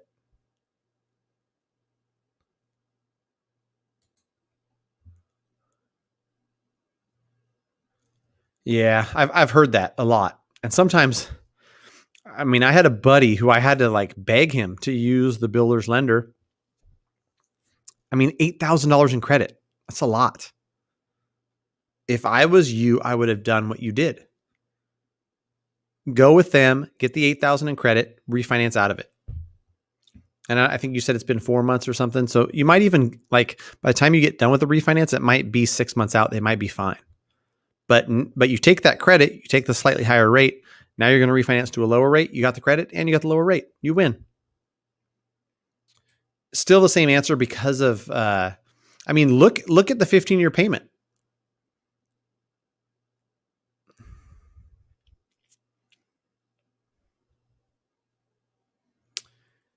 At par is 85 basis points lower. I mean, you're only paying that PMI until you refinance. And so depending on how big the loan is, like, do you want to pay an extra $800, $900 a month because you get a slightly lower rate and the PMI is going to be 100 versus 210? Yeah, I mean, it depends on your scenario. Maybe do it. I mean, it's kind of a short-term loan anyway, that FHA, until you can get into some conventional financing. So, I'd have to look at it. I get where you're coming from, where, you're going to pay a lot lower MI on the 15-year. You might even find some decent conventional financing at 670 if you talk to the right lender. Some lenders, the pricing is going to be ridiculous. I guess this depends on your down payment too. You put in 3.5% down, 3% conventional, because then, yeah, the 670 score is going to give you terrible PMI on a conventional loan. But if you're putting like 10% down, yeah, a lot of stuff to consider. Put these puppies side by side. Have a game plan. It's good stuff. Any recommendations for HELOCs for rental properties? Look into a HELOC to buy a property in Tennessee. Who did I just talk to? Man. Sprout? No. There's a few lenders that are doing HELOCs for rental properties. If you're in California, shoot me an email. Matt, M-A-T-T, at mattthemortgageguy.com. Remind me. I'll figure out who's doing HELOCs on rental properties and see what the terms are. Get you hooked up. Buy something in Tennessee. I'm guessing you've got a pretty smoking rate on your primary. That's why you don't want to do a cash out refi, because even the cash out stuff's near 3%.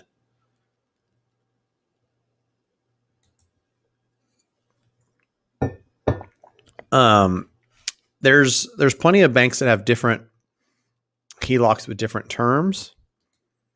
If you're responsible, you can use a HELOC and it's effective. If you don't trust yourself, they can be risky, especially if it's a adjustable rate. I don't see rates going crazy high in the next few years, but if you get into a HELOC where it can adjust up, it can be risky. Quicken's not the fastest closing time. Sorry, not a big Quicken fan, dude. I mean, talk to a local mortgage broker and they've got 5 options that are faster, better priced, better than Quicken. Quicken writes like 10% of the total mortgages in the country, and they're not even close to the best price. They've got a lot of technology, but it's clunky and it's not the best. I've got other lenders with better technology. I don't know. Maybe I'm jaded.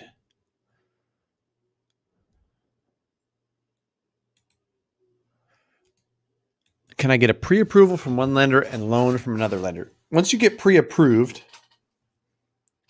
you don't get, you're not tied to that lender. You don't have to use that lender.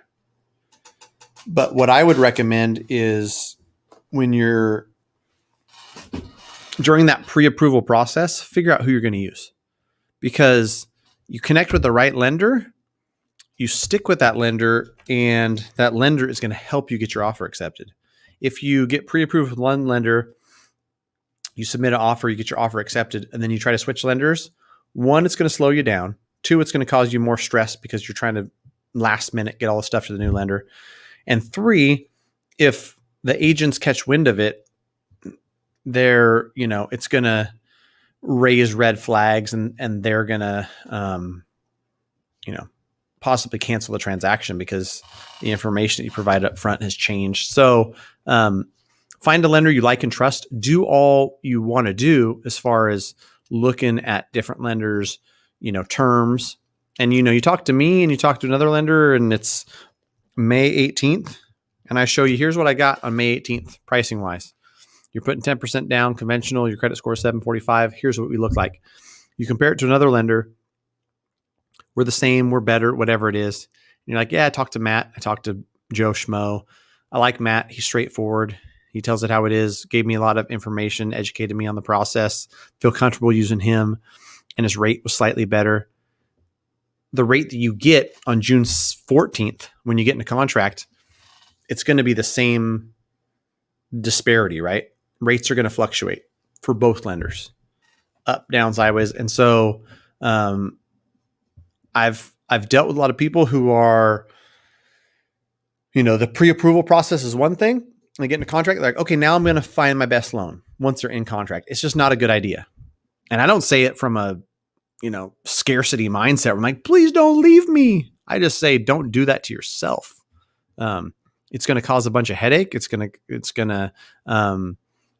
I've seen people do that where it's like scramble, talk to 4 lenders. Where can I get the best price? Where can I get the best fees? Talk to 4 people. Somebody who's desperate, no doubt, is going to be like, Jose, I got you, bro. I got you 2.75, no points. I'm waiving the underwriting fee. Come on, let's get going. Get all your docs in. Submit it, get going, order the appraisal. You pay for the appraisal. You got your inspections done. 2 or 3 weeks later, you're like, hold up, dude. Like, you told me 2.75 was no points, and now it says 4,300 in costs. What's this? Oh, what had happened was now you're so far down the road with them that you thought you were doing yourself a favor by shopping and talking to multiple people. What you found was the biggest liar.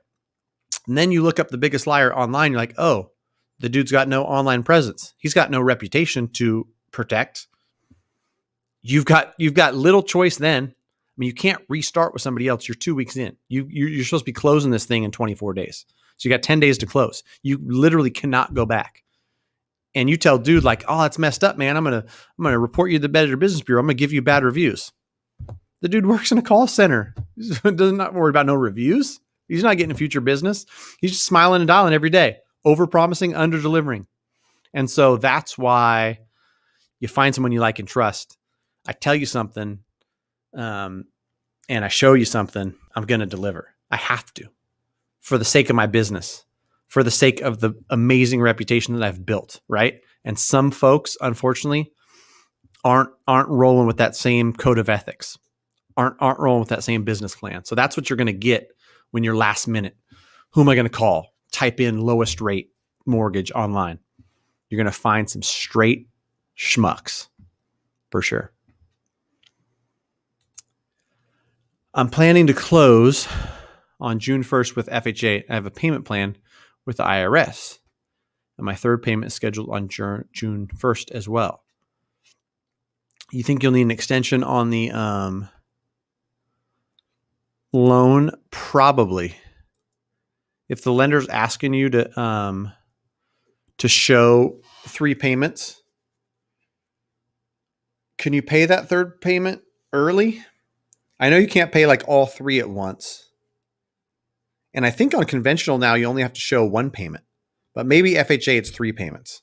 I'd confirm that with the lender because offhand, it's 1 payment on your payment plan with conventional for sure. Pretty sure it's 3 with FHA. And if you're saying 3, that's probably the information you got. And I know you can't like set it up and then make 3 payments right away. I know I've ran into that before, and that's not the jam. And so if they're coming out on the 1st every month, I might try to hit a payment on May 24th and make that third payment show that payment. And then you can show April 1st, May 1st, May 24th. And be like, write a letter of explanation. This is June's payment. I just made it on May 24th. Don't sweat me, bro. And then maybe that works. But talk to the loan officer you're working with.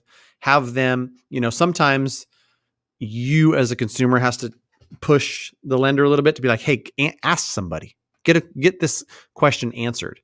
I mean, even for me, who's done a ton of business and seen a ton of scenarios, someone tells me like, get an answer for me. Okay, cool. I'll talk to my account executive. I'll have them run it by an underwriter. They'll give me a definite answer. And I come back to you and say, yeah, make that third payment. So, yep. Appreciate you being here, man. It's fun. That's all I can say about this, man, is this is just like real live talking to folks about mortgage. I enjoy the heck out of this, dude. So, appreciate you being here. Kevin Lee. You got a picture of Joe Rogan and Kevin Lee. Like, I'm pretty sure Kevin Lee is an MMA fighter. What do I need as a self-employed in order to buy a house? As a self-employed borrower, they're going to look at your 19, your 20 tax returns, and then you're going to need 2021 year to date. If you've got a business, whether it's Schedule C, whether it's an S Corp, no matter what it is, your bottom line, not like you had gross receipts of 600,000. That's not the number they're using. They're using the bottom line. After all expenses, you made 80,000 in 2019. And then in 2020, you made 92,000. And then year to date, you've made 42,000. Probably about right, 4.5 months in.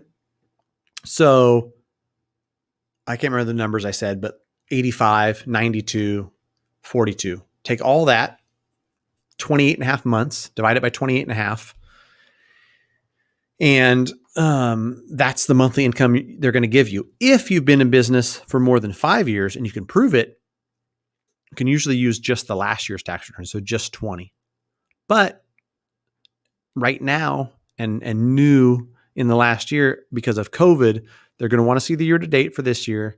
They're going to want to see 3 months of bank statements. They're going to want to see a profit and loss, and they're going to want to make sure that you're still in business, still on track to make what you made last year or more. And they're going to take an average of last year plus these 4.5 months into this year.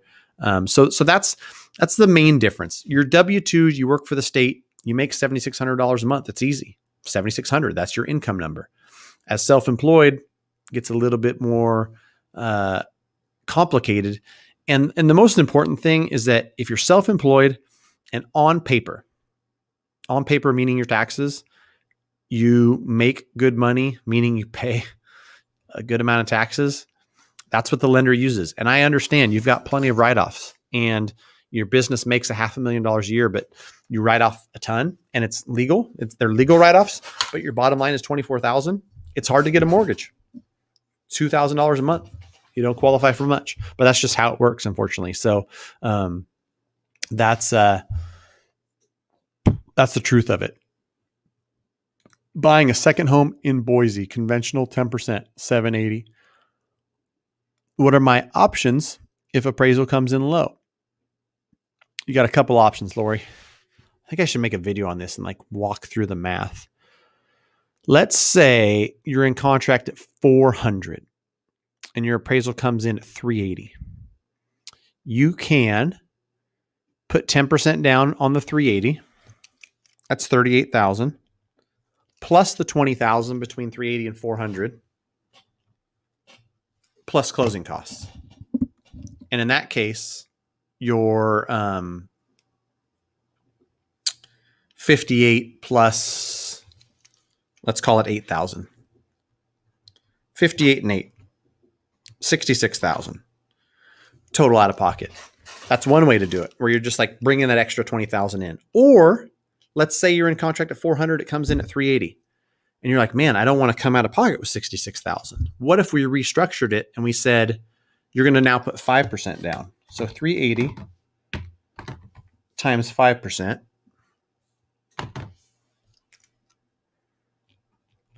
That's 19,000. You still got to bring in that 20,000 between 380 and 4. And 8,000. Setting up your escrows, title fees, lender fees, whatever. 28, 19, 47,000. So really, if you put 10% down of 400 and it came in at 400, you put 40 plus 8, you put 48. And this scenario where it came in less, but you put 5% down, you're only putting 47. The only difference, 5% down, your mortgage insurance is going to be a little bit higher than it would be at 10% down. And 380 minus 19, now you're borrowing 361. I guess 400, 10% down, 360. The loan amount's almost the same. So the only difference there is going to be 5% versus 10% mortgage insurance, 70, 105, whatever that number is, right? $35 more per month for mortgage insurance. So that's when you're putting more than 5% down and then it comes in short, you've got those options you can put down if you qualify, right? So that's fun math, right? And it's almost impossible to really show you every single scenario. But like I said, if it's 400, it comes in 20,000 light, you restructure it. You put 5% instead of 10%. Now you're coming with the same amount down. You're financing almost the same amount. Only difference is whatever the difference is in the mortgage insurance. So maybe it's $35 more per month. So there's that. Or you come in with 66. And then in that case, your payment's less because you're borrowing less. You're putting 10% down on the 380. And so, yeah. Hopefully that was helpful. Hopefully I didn't talk too fast. but you got options. Just closed your first house, 50,000 above asking. I mean, for San Diego, that's not that bad. I've had plenty of 110 above asking, 125 above asking, less than six figures above asking in San Diego. You're winning. USDA, zero down, 2.625. I mean, this is a common discussion. You've got 2.625% money. Like paying extra principal to that, you've got to have nowhere else to put it. You got extra credit card debt, pay it there. You've got investments that pay you 6 to 8%, put it there. You've got, lots of other options besides paying this down. But some people just want to pay their mortgage down, and that I'm not sweating that either. I'm not hating on that. So really up to you. It's certainly not going to hurt to pay down the mortgage a little bit, but yeah, you've got. I wouldn't say necessarily like for sure you should. I mean, 2.625% is a smoking rate, and just can kind of set it and forget it. It's a fixed 30-year loan.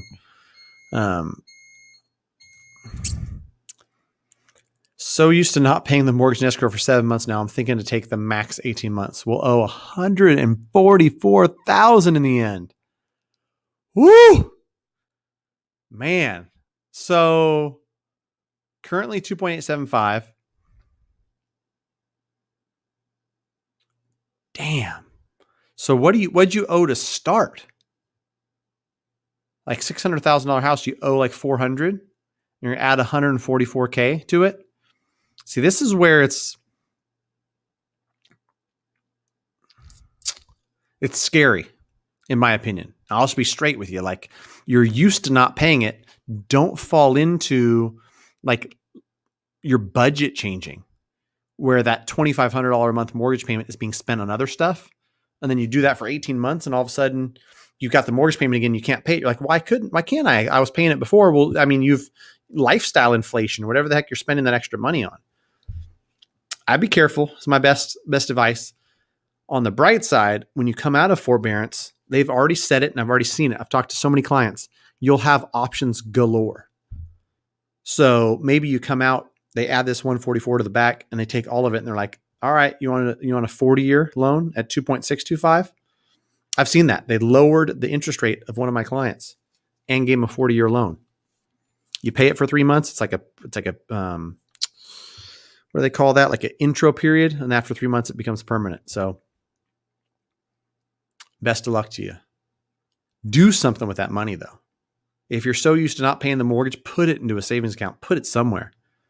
Don't just spend it. I know you've got Amazon packages stacking up on your porch. You bought a one wheel. You're taking vacations. You're doing all kinds of stuff. Don't blow it, bro. Don't do it. How much will a new mortgage drop a credit score? Will it impact a refinance within 3 months? I didn't shop and I feel like an idiot. Don't feel like an idiot. I mean, the spread is not that huge. Worst case, you got a 3.375 and you could have got a 3% or 2.875. Not the worst thing in the world, but it shouldn't drop your score. I had an example. I was looking at, was it like my Capital One? I think it was my Capital One app. And I was looking at my credit score on there. And it's like my only negative is that I've had my credit pulled a bazillion times. I refinanced a bunch of properties and I did a bunch of stuff. So I'm having my credit pulled quite a bit. Bought some cars, did some things. And my credit is still 758. So let me see the details. I'm pulling it up. To prove to people that like you get so worried about credit pulls and okay, so 11 inquiries in the past 2 years and 13 new accounts. Those are both below average. My credit score is still 758. So it's not the end of the world to have your credit pulled 2 times, 3 times. But people make it a big deal like it's going to, new accounts and new credit pulls are going to drag their score down. Not necessarily. If you're paying your stuff on time, you're keeping your debt utilization is super important. Don't be messing around keeping balances on my credit cards. I'd be paying them off. All right. End rant. Yes, Kevin is an MMA fighter. You a fan? You must be if you know where Kevin Lee fits into this. Yep. Big fan. My kiddos, I'm in Sacramento. So if you're an MMA fan, you know Uriah Faber. Me and my kiddos go to his gym in Sacramento. Great dude. So all the guys out of there. Cody's fighting this weekend. Yeah. Big MMA fan. And for those of you who don't know, and for those of you who are thinking about investments, what's the name of it? Gosh, how can I forget this already? The company that just bought the UFC. Why can I not think of it? They went public like 2 weeks ago. So you can basically buy stock in the UFC. It opened at like $24. It's already at $31. It's up 30%. And I'm telling you, the UFC is going to be more popular than baseball and basketball and football. It's just, it's become a mainstream. I know not everyone likes violence. It's just fun to watch. I'm sorry, don't judge me. But yeah. Endeavor. There you go. Endeavor. I'm telling you, the UFC is doing a lot of cool stuff. 759. I think I'm 758. You got me. Great question right here, Chris. What info does a lender gather in a VOE? Not just current salary. So verification of employment for anyone who's curious. Lender pulls this and it shows 19, 20, and year to date. And some of the VOEs we get, verifications of employment, are digital, and we can just pull them from like the work number. Or if you've got an employer that's not hooked up to the work number, doesn't do a digital one, it's literally like someone in human resources is filling it in, and they'll take it and they'll have boxes, and they'll say 2018, you made 50,000 in base. I'm sorry, 19. 2020, you made 55,000 in base. Year to date, you've made 27,450 base. Then the next line is bonus, no bonus. Next line after that is commissions. How much you made in 19, how much you made in 20, how much you made year to date. And so all the different ways you can get paid, it's going to be base, bonus, commission, other, whatever it is, right? And so the reason why we as lenders pull that is because we're going to use an average. If you get bonus income, we're not just going to look at it and go like, oh, you got $500 in bonus last month, we're going to give you $500 a month. We're going to look at last 2 years and year to date and say between all those 28 months, you got 19,000 in bonus. So we're going to give you $700 a month, or whatever that comes out to be when you divide it by 28 months. And there's some other boxes that they check, like likely to remain employed, when's your next raise going to be, things like that. But really, it's just looking at the past pay and how it's broken down. Because we can look at current pay stubs and it doesn't really tell us like what we should expect. Do you get commission every year? Do you get bonus every year? What have you got in the past? That's the best indication of the future.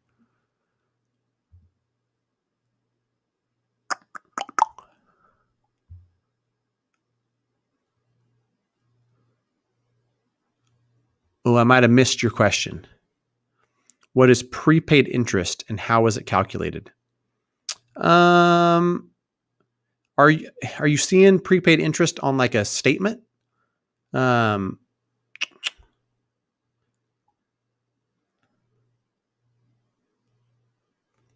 interest. I'm not sure if you're talking about like you've got a loan estimate and you've got like 19 days of interest until if you close a loan on June 12th, then you've got 18 days of interest you're paying through close. And then you're going to have July's interest paid on your August 1st mortgage payment. I don't know if that's what you're talking about. Maybe clarify where you're seeing it and give me some context. I'll do my best to answer that.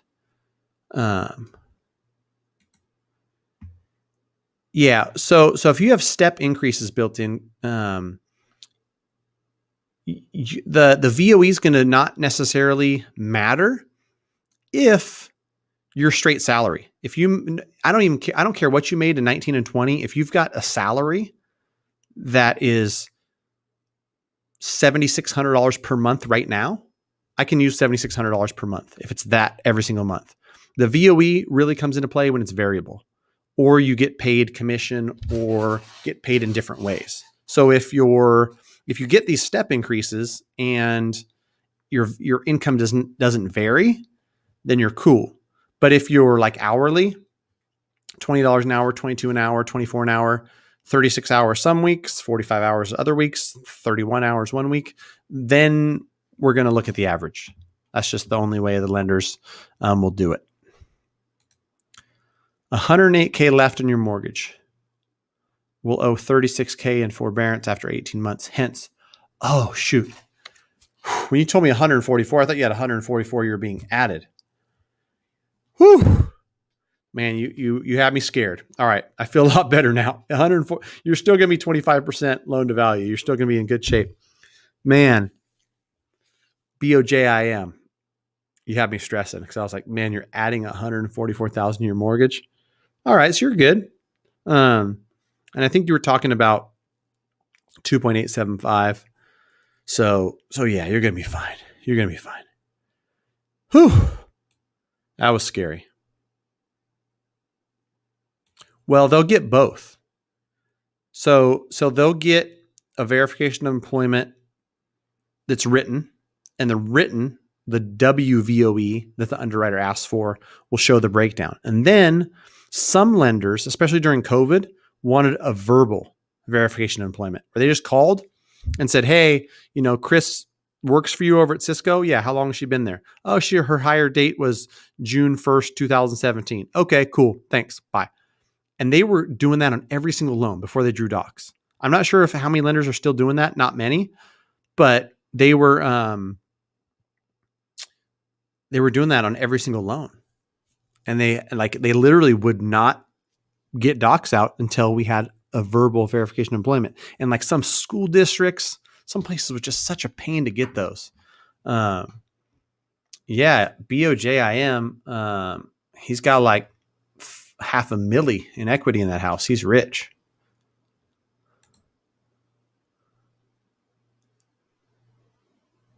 Oh, so the prepaid interest there, and if they has it for 6 days, it's a guesstimate. They're just guessing that you're going to close on June 24th. And then you're going to have 6 days of interest until July. And then the July interest, all of it is going to be your August payment. And so they're collecting those 6 days of interest. Your payoff of your old lender is going to have through that date. And then those last 6 days will be paid through close. And then all of July's interest will be paid from on the new mortgage. Some bank is getting paid every single day. There's not one day that goes by that not someone's collecting interest. That's how banks work. There's no free lunch. So here's the thing. There's 6 days of interest on that estimate. If you close on the 20th, you're going to have 10 or 11 days. If you close on the 27th, it's only going to be 3 or 4 days. It'll adjust based on when you close. But basically from close date to end of month, prepaid interest. All right. Glad we straightened that up. Appreciate it. How likely do you think the 15 tax rate is to pass? Some YouTubers treat it like a sure thing and others barely talk about it. Very unlikely this year, but very likely eventually. And I say eventually because like this administration is dead set on just making the money rain no matter the consequences. And so that will, if it's a tax credit, it's not going to really help folks that much. People who really, truly are having a hard time becoming first-time buyers, first-generational buyers, their big problem is cash to close. Their problem is down payment. They need it at the time of close. The problem with that is like you give that to people and you create more demand. And more demand makes the $300,000 house you're going to buy $340,000. So you're getting 15, but you're paying 40,000 more. And especially if you get it as a tax credit on the back end, it's not helping you necessarily get in. Like, sure, the tax credit's going to help, but I mean, if you make 42, I don't know. I just don't. I just think there's a better way to do it. I really do. And so, as much as I'm a champion for first-time home buyers, and I'm a champion for home ownership, and I'm a champion for first generation of home ownership, it's a bad time because our market's imbalanced, and there's already demand pushing prices up, which doesn't help these folks. You know, someone who's trying to break in, our friend in Tucson who's pre-approved for 231, he's put in 6 offers and can't get accepted. Putting a tax credit in place might make it impossible for him to buy a house. It just, the demand goes up, and then now like nothing's available below 275, and he's just totally priced out, can't buy. That's the person who we're trying to help, and it hurts more than helps. So, that's my final answer. Pre-underwriting is marketing. It's a bunch of baloney. Here's the thing. If you told me, Chris, like, okay, let's get you pre-underwritten. I send it in. You're fully pre-approved. Now go write offers and tell me you can close in 17 days. Cool. It takes you 6 weeks until you get something accepted. I've got to collect all new documents. And I'm submitting the loan. You're pre-underwritten, but they're reviewing it because all the new stuff is new anyway. And quite honestly, the lenders I'm sending business to are underwriting loans the same day or within 24 hours, worst case. So whether I submit it today or 6 weeks from today, it's still going to take 14 hours from when I submit it to when I get approved. So what did I accomplish by submitting it today and getting you pre-underwritten besides fancy terms? And maybe uneducated agents are like, wow, pre-underwritten, cool. That's neato. Better than that, have somebody who knows what the heck they're talking about call the listing agent, and I say, listen, I do a lot of business. We're really good. We close loans. That's all we do all day, every day. Rest assured, I'm working with Chris. She's W-2'd. She's got great credit, verified money in the bank. This thing's going to close. Very short time frame. Give them the warm and fuzzies. That's what gets offers accepted, not some pre-underwritten stuff. Weren't we going to buy something from a family member of yours? Wasn't that the plan? Maybe it's different. Maybe now you're buying on the open market because you're not messing with family. You're telling family to beat it. All right. Sell the house and buy the dip on Dogecoin. Become the next Bill Gates. Man, I'm telling you. Side note rant, nothing to do with mortgage, but since you brought it up, Kevin Lee, like, why not? Let's just talk about Dogecoin. I've heard some of these people talk about Dogecoin and why they think it's going to go up in value. I don't judge people, but it's disheartening to listen to some of these people who think that they understand investing or think that they understand anything about anything. And they're like so sure that it's going to go up. It's just like people who are so sure there's a housing crash, but have no data to back it up. Like, what, based on what? Dogecoin to the moon. And I'm hodling forever. Based on what? Like, this Dogecoin's going to be worth 500 billion. It's going to have a market cap of 500 billion. I don't know. Done with that. Let's talk mortgage. I believe the bill indicates credit will be applied at the time of closing after it passes. And we apply on the back end people. I don't think so. I think there's a couple different bills. It should be applied at the time of closing. But again, that's gonna make it, it's gonna be, if that happens in the next 3 months, say goodbye to affordable housing for first-time home buyers. The stuff that's already overpriced, 350, 400,000 in California, maybe in other markets less, is going to go up 30%. It's going to be ridiculous. Like, you don't put steroids into Barry Bonds after he hits the home run record. It's just not good. Not good. The housing market does not need any more steroids. It does not need any more gasoline on the fire. This is gasoline, in my humble opinion.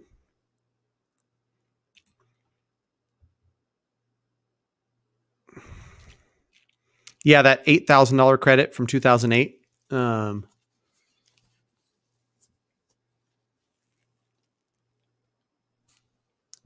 Tax credit.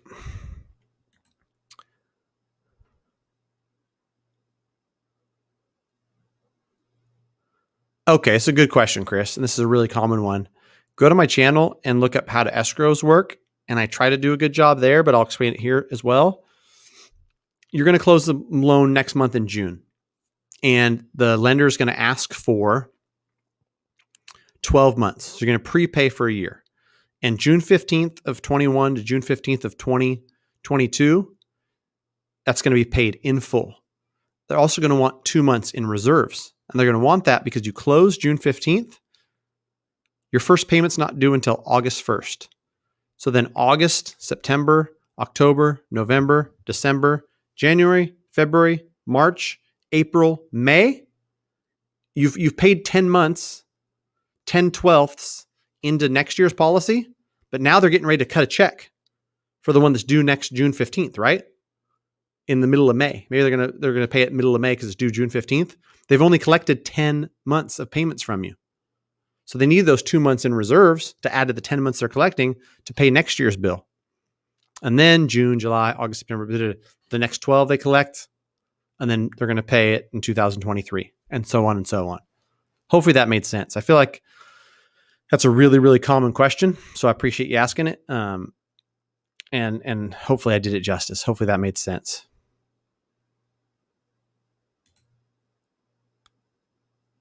You know what I was doing back in 2006, 2008, Kevin Lee? I was managing a poker room. The poker room I was managing, I had mortgage brokers, real estate agents. I had people coming in. They were throwing $100 bills. They were taking Jaeger bombs. They were partying like it was 1999. I actually came home from studying abroad in Mexico and went and interviewed at a mortgage company who asked me if I would lie to people, asked me if I would forge documents, and asked me how bad I wanted to make money. And I said, don't need to. I know math. I'm good with people. I can sell mortgages. I don't need to lie, cheat, and steal. And they didn't hire me. They hired everybody. And I made it clear that I wasn't going to lie, cheat, and steal. And they literally didn't hire me. And so I didn't get to work in that AmeriQuest environment, but it's probably for the better. I've never wrote a bad, shady loan and never forged documents and never, put somebody in a bad spot. And so I didn't get into mortgage until 2013. And all those shenanigans were gone and good quality mortgages are being written. So managed that small business for 9 or so years, was going to buy it. Didn't work out. And so had a buddy say, you should get into mortgage. You'd be good at it. You're good with numbers. You got a finance degree and you're good with people. So here we are 8 years later, doing lots of business and living the dream.